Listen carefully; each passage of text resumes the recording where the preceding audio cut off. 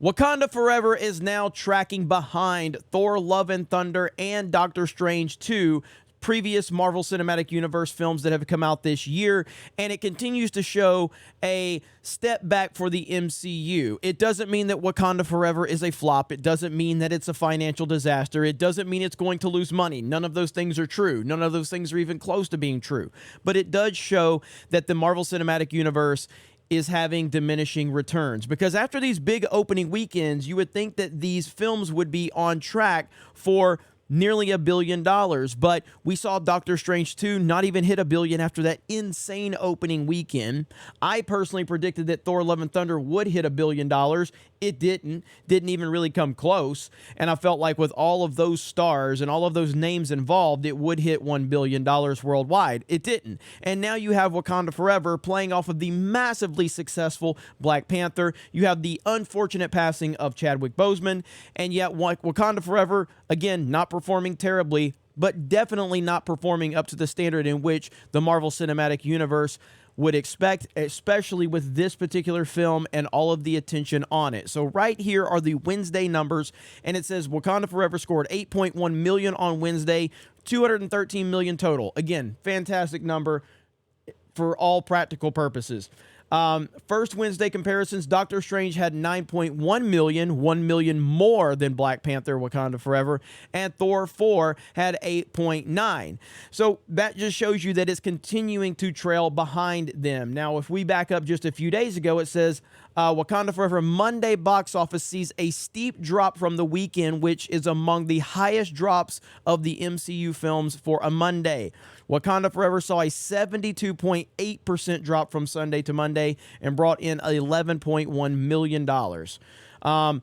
And so that's just kind of showing what I think is diminishing returns. Now, right here it says Doctor Strange 2 and Thor Love and Thunder perform better. The number for Wakanda Forever is not only less than Doctor Strange 2's percentage drop of 65%, but also less than the $13.6 million Doctor Strange 2 brought in for its first Monday earlier in the year. So you can't argue that everyone went to see Wakanda Forever on the weekend when Doctor Strange 2's weekend box office and Monday office was both higher. Wakanda Forever is now also trailing Thor Love and Thunder's first Monday of 62.5 and trailing Love and Blunder's first Monday box office of 12.18 million. Worth a mention that Love and Blunder had a much smaller weekend gross of 144 million compared to Wakanda Forever's 181, yet made more money on Monday. So this is interesting. This is from Cosmic Book News, and it says, I'm actually hearing Disney might have stretched the truth just a wee bit when it comes to Wakanda Forever's $181 million box office, as the trades first reported 180 when Disney said it made an extra million on Sunday. That was reported to bump it to the magical number of 181. Obviously, it's Monday's numbers, but Black Panther Wakanda Forever just might be front-loaded. So we'll have to wait and see what happens for the second weekend, and we will. The second weekend will be very interesting. I've seen Wakanda Forever. I do not think it's a good movie at all. It's a very, very boring movie, and I think it really is more disrespectful to Chadwick Boseman than anything else. I think the most honorable thing you could have done for Chadwick Boseman is to recast this role and build upon the legacy that he created. Sadly enough, that's not what Disney decided to do. I understand they were in a really tough position, but I think that they did the complete opposite of what would have been best for Chadwick Boseman, the human being who unfortunately lost his life. But here we are, Disney being Disney. Now, the other interesting scenario here is that Rotten Tomatoes has still got this film at a 95% from the audience rating. That's the verified audience score, which has been very, very, very sketchy since Captain Marvel came out and they changed the entire process. Now, if you click onto it, you can do verified audience and you do all audience. All audience is still at a very strong 85% as well. So what does this tell us? Nothing really. Right now, Wakanda Forever's box office is just not tracking as well as you would hope that it would if you're Disney or Marvel.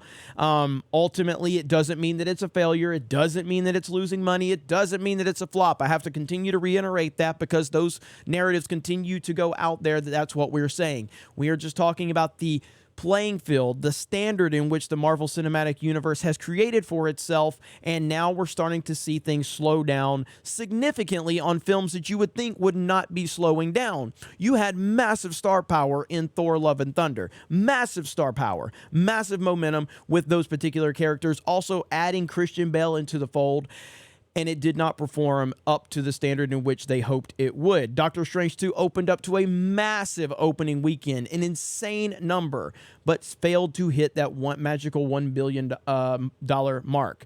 Now you have Wakanda Forever coming off of the highly successful Black Panther, and it's not really getting the numbers that they hoped it would get. We will see how this plays out in the second weekend drop. Thank you guys for checking out this video. We appreciate your support. Have a great day, and we will talk to you later.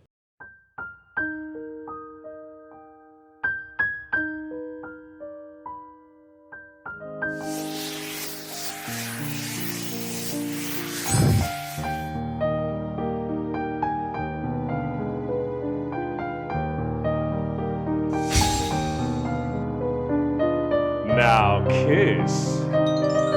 The plushie for when words aren't enough. This plushie does not provide comfort. Any comfort felt is purely coincidental. Plushies are not magic. Plushies cannot replace words. Go touch grass.